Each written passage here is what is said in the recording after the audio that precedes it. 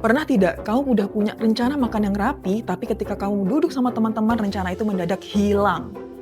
Begitu temanmu bilang, ayo dong satu aja, jangan koko-koko amat. Tanganmu langsung menjangkau piring itu dan langsung makan. Jangan buru-buru menyalahkan dirimu ya. Secara evolusi, otak kita didesain untuk melakukan social mirroring. Kita cenderung meniru perilaku kelompok agar merasa aman dan diterima. Tapi, di dunia modern, insting bertahan hidup ini justru menjadi tantangan besar bagi konsistensi kita. Halo, selamat datang di Happy Talk bersama aku Meliana, ahli gizi pilihanmu yang akan bantu kamu memahami hidup lebih sehat dengan cara yang lebih masuk akal dan bisa dijalani.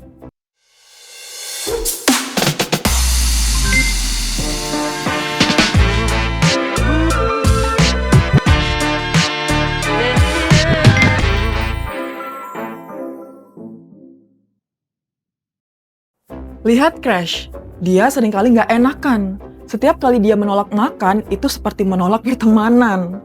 Itu adalah beban emosional yang seringkali lebih berat dari rasa lapar itu sendiri. Sebagai nutritionist, saya melihat ini bukan karena lemah iman, tapi ketika kita bersosialisasi, otak kita cenderung melepaskan hormon oksitosin atau hormon ikatan.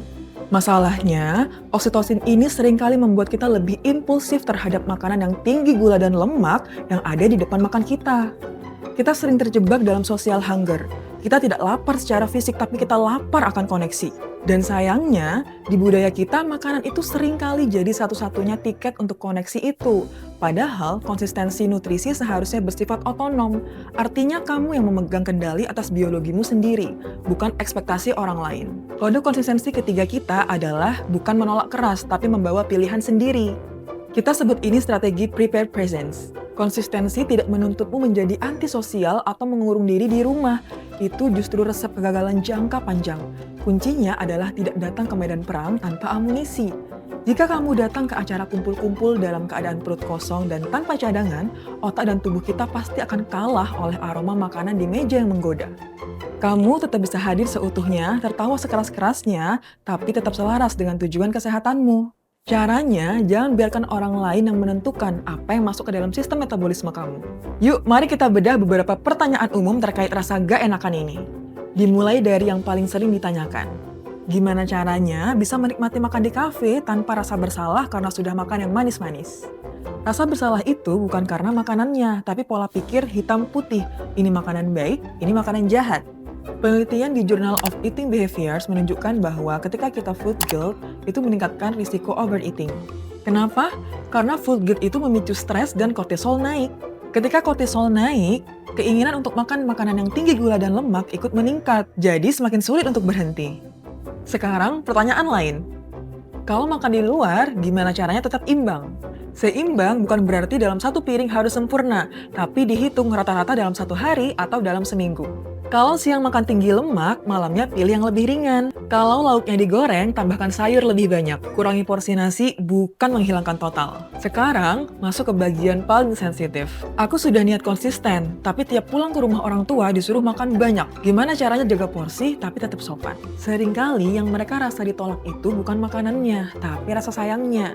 Jadi, jangan gunakan bahasa penolakan, tapi pakai bahasa penyesuaian. Lalu, pertanyaan ini juga sering terjadi. Di kantor, tiap rapat ada aja jajan pasar. Gak enak kalau nggak ikut makan. Lingkungan kerja itu obesogenic environment. Studi menunjukkan bahwa social eating bisa meningkatkan asupan kalori sampai 30% tanpa sadar. Strateginya bukan nolak total. Ambil satu, kunyah perlahan. Fokus ke obrolannya, bukan ke tambahannya, dan minum air putih. Terakhir, ini penting. Pasanganku hobi jajan kulineran di malam hari dan sering ngajak. Aku nggak enakan nolak. Secara fisiologis, makan tinggi lemak dan gula di malam hari cenderung kurang ideal karena sensitivitas insulin kita menurun. Tapi, kuncinya bukan larangan. Ganti jadi, aku pengen kita sama-sama sehat. Buat jadi share goal, sepakati hari tertentu untuk jajan. Di hari biasa, ganti opsi dengan pilihan lebih ringan atau minuman tanpa gula. Penelitian menunjukkan perubahan gaya hidup 2 kali lebih berhasil ketika dilakukan bersama pasangan.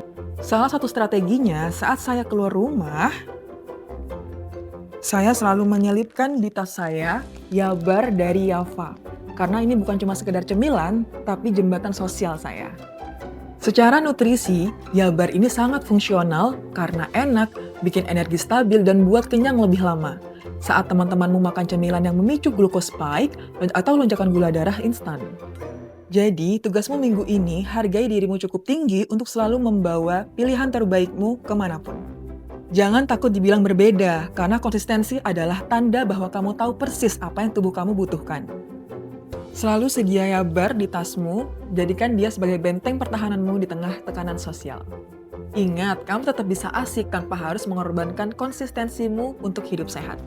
Karena konsisten itu bukan tentang menjauh dari orang lain, tapi tentang tetap memegang kendali bahkan saat bersama mereka. Sekian Happy Talk episode ini bersama saya, Ahli Gizi Meliana, dan sampai jumpa di episode selanjutnya. Bye-bye!